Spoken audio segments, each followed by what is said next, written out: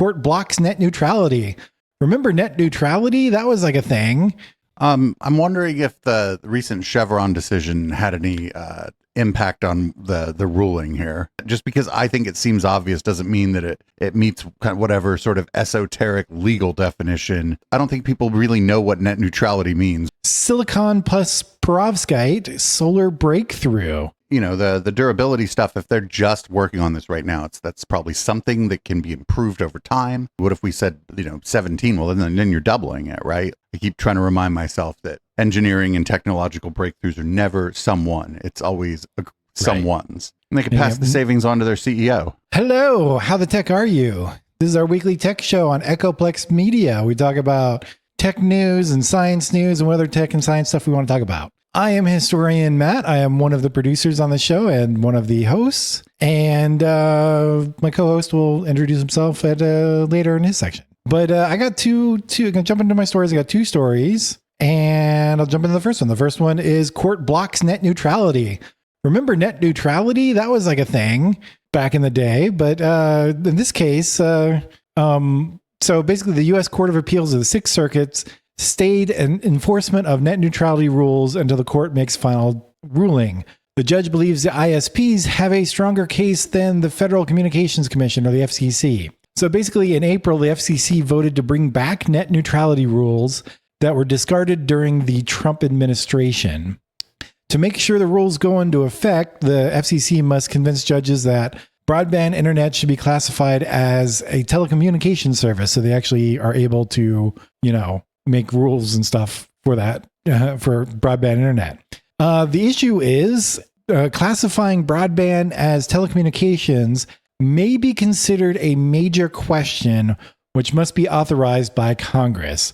And I want to remind everybody that we are not lawyers. We can talk about it, but keep that in mind. What do you think, Dave? I'm wondering if the recent Chevron decision had any impact on the ruling here. Yes, I mean, it's directly related because of the major questions thing. So if this is actually a major question, if the judge rules that this is an actual major question, then the FCC, as from what I can tell, I'm not a lawyer, but from what I can tell, the FCC cannot make rules about broadband and net neutrality, but Congress has to either empower them to do so or, make the rules themselves, which means that it's probably not going to happen. Or at least not going to happen right now. Yes. I mean, it seems obvious that your broadband internet is a telecommunications service, but I mean, again, that's like that. Just because I think it seems obvious doesn't mean that it meets kind of whatever sort of esoteric legal definition the judge has in mind for telecommunications service. So yeah, just because it's obvious to us normal people doesn't mean it's obvious to the law. I think this should have been taken care of a long time ago, maybe at some point where it would have been non-controversial. Yeah.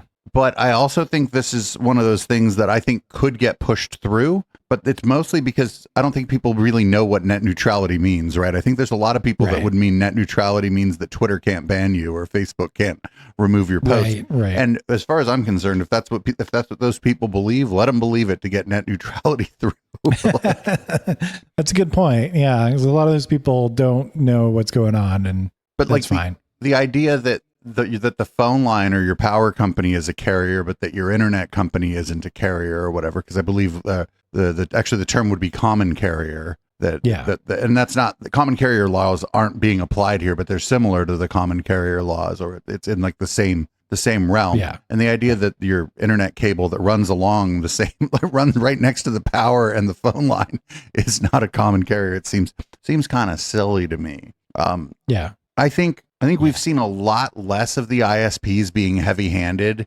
in their sort of throttling of certain kinds of traffic.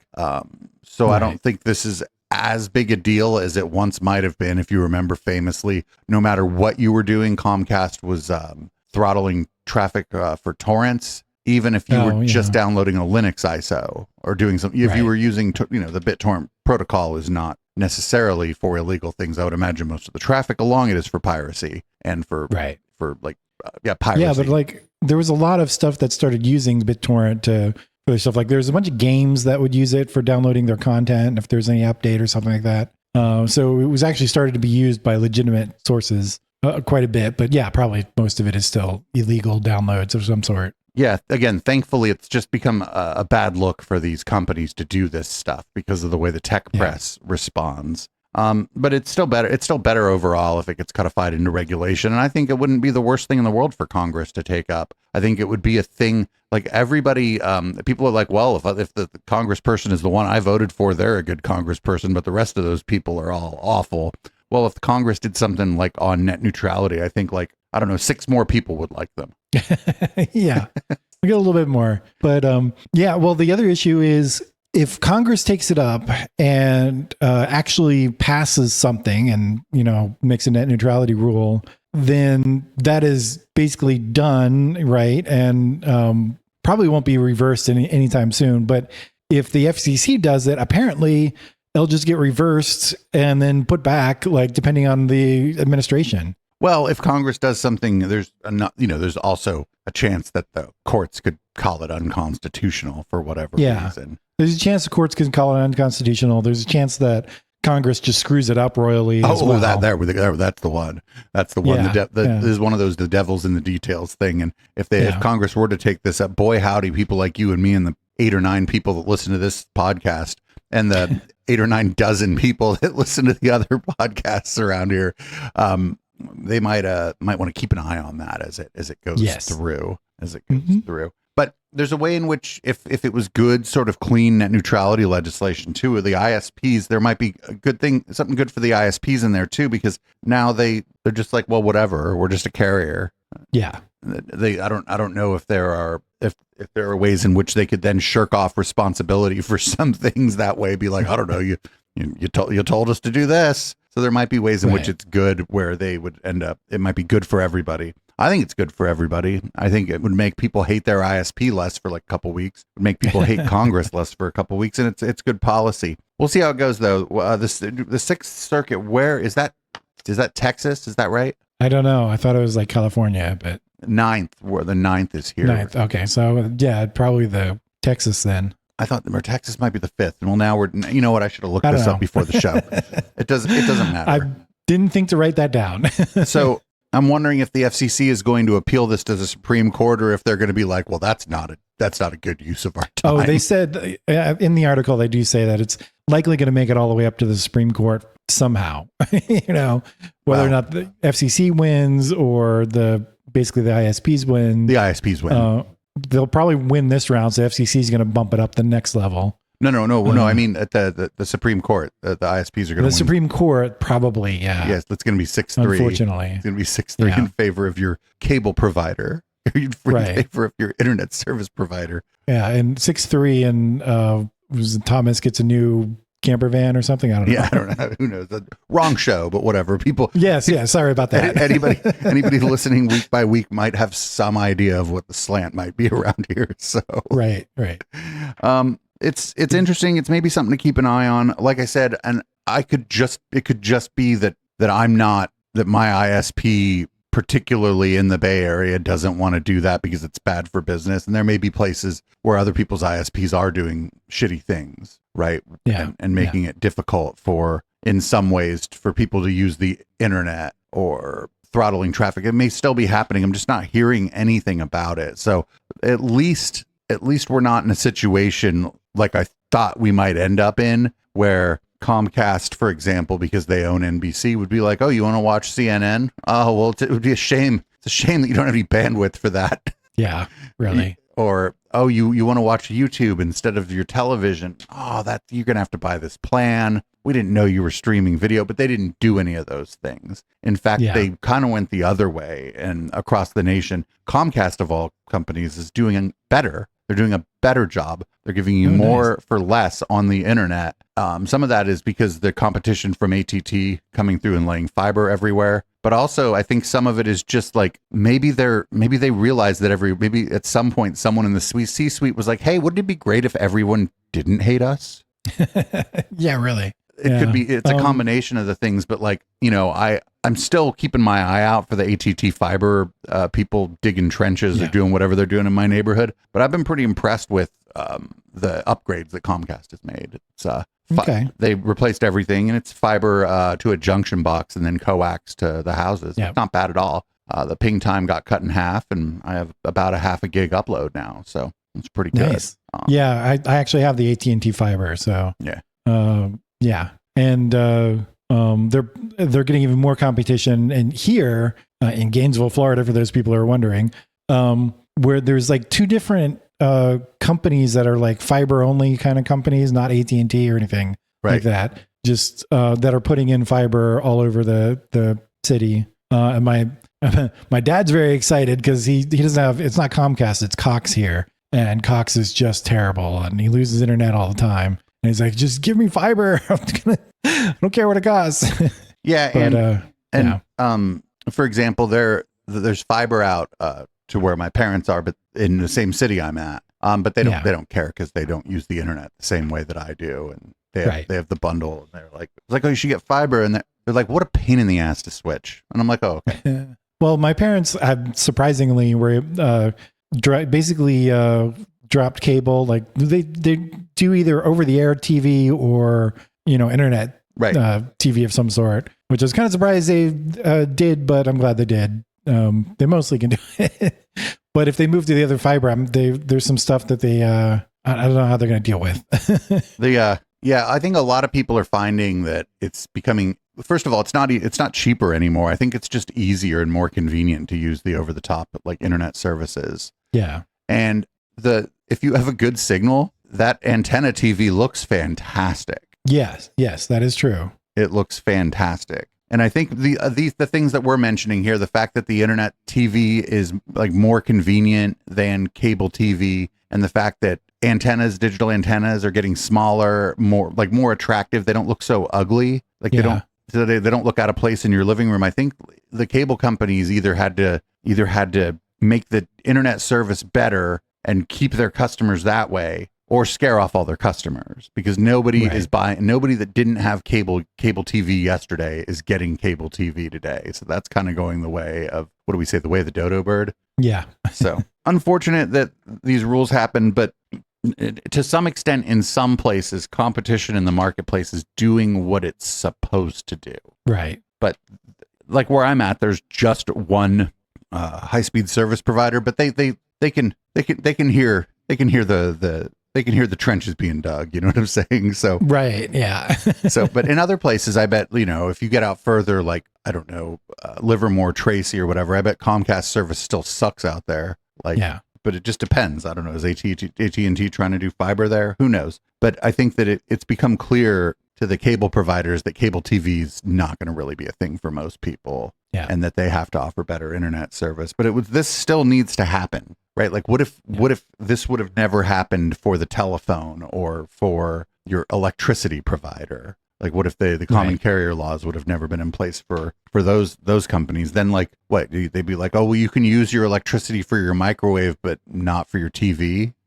Like it would be pretty crazy the way they do it. But this is a good story, and it's something to keep an eye on, and it's something I do care about. I used to care about it because I did a lot of piracy, and I thought, well, maybe these laws would make the companies back off of me when I'm downloading stuff. Now I don't do any piracy on my internet connection for reasons you might clearly understand. I can understand. I was going to do that story, but I saw that you had it, so I was like, well, I don't have to take all the notes for it. So that's fantastic. What do you got next, Matt? All right, what do I have next? Let me pull up my notes. Next one is silicon plus perovskite solar breakthrough. What am I talking about? Basically, some researchers found that combining silicon solar with perovskite into a solar panel can achieve 34% efficiency, which is a big efficiency boost. I think usually, I didn't write this down, didn't see it immediately, but I believe silicon is basically only solar cell will get up to like 20%, depending on how they do it. But basically what's happening is if you have like both silicon and silicon and perovskite absorb different frequencies of light so that they end up, combined, they can capture much more energy that way. Through though some other labs have created more efficient panels, or actually, I think some that get up to like 50% efficiency. The silicon and perovskite are both cheap materials, and means that basically if this becomes, it gets through the lab work, it's going to be something that could be very popular to use. Perovskites, we've talked about them before, but they're a class of materials with all the same kind of crystal structure. The only problem with this whole setup, and besides being just a lab only kind of thing so far, is perovskites are not as durable as silicone. So the final panel may not have the long life that silicon panels usually have. What do you think, Dave? Cool. I mean, the durability stuff, if they're just working on this right now, that's probably something that can be improved over time. Yeah. I didn't know, what the efficiency level was. 20% seems pretty low, but then I'm thinking like you're trying to catch light and turn it into electricity from the sun. Yeah. Like 1% efficiency is probably fantastic if you know what I'm saying? Like, because it's otherwise it just like turns into like heat, like on your roof or whatever. Right. Well, to give you an idea, plants turn about 1% of the energy that hits them or 1% of the light into energy that they use to run themselves. Originally, when solar panels first came out, they were around like 9% efficient, but I think you can it's not quite 20%, but you can pretty easily get close to 20% efficient panels now for your roof, right? So, I mean, 34% is not huge, but quite a bit better, It's almost, I mean, if you said almost 20, what if we said, 17? Well, then you're doubling it, right? Like, right. Exactly. You're nearly doubling it if we use almost 20 as the metric. Actually, that's a big deal. Double the juice, right? Yes. Or even if we say 20, we're at well above, we're like what, 60 or 70% more power from the same, day of sun or whatever. Yep. That's actually a huge deal. Think about other things. Think about like just your car. If your car had 35% more power, you would immediately notice that, right? Like, right. Yeah. And well, what's important, like, as I said, like we've made solar panels that will actually do better than that. As I said, I think the best ones get close to like 50% efficient. Maybe a little bit more. I don't remember what it is. And they do that by like layering multiple materials. And from what I can tell, where each material captures a different wavelength of light, right? And so very similar to what they're doing with just perovskite. But the silicon and perovskite cells, or silicon and perovskite, as I said, are quite a bit cheaper. Perovskite, as I said, it's a bunch of different types of crystals, but apparently most of the materials that make these type of crystals are all cheap stuff, hydrogen, and it's not carbon, but I don't remember what other stuff they have in it. Well, yeah, it has to be. I mean, cheap is relative, but yeah, it has to be like something that comes out that's affordable, that people will buy or businesses will buy. Because it's not like super exotic materials that cost a lot. Another issue that they're having is it's kind of hard to make the perovskite crystals. They make them, enough of them clear, the right structure and everything like that. That seems to be a problem that they're working on. It'll probably eventually happen because we can make all sorts of crystals already, right? So it's just a matter of figuring out how to do it best. That doesn't seem to be what people are worried about. The big thing is durability and longevity. Will we be able to make a panel using this method that will last, decades? And again, like many other things, the manufacturing process may improve over time, and there may be tricks. New methods, tricks, whatever, to increase the longevity of the panel in ways that I don't understand. But someone out there probably does. Or not someone's. I keep trying to remind myself that engineering and technological breakthroughs are never someone. It's always someone's. But that's always a group of people. That's a big talking point for our Wednesday show. Right. So that's great. That's great. I'm looking forward to that. I mean, I don't own a home or anything, but if I did, I would definitely want solar panels. There's one of these things that's like, well, I mean, you may not own a home, but if your local electric company has a solar farm somewhere, they would be interested in using these panels so they can have the same land that they're using, put the solar panels on will generate more electricity. And they can pass the savings on to their CEO. Yes, exactly. Right. But also there are rental properties where there's solar panels and it offsets the electricity costs of the people who rent there too. Yeah.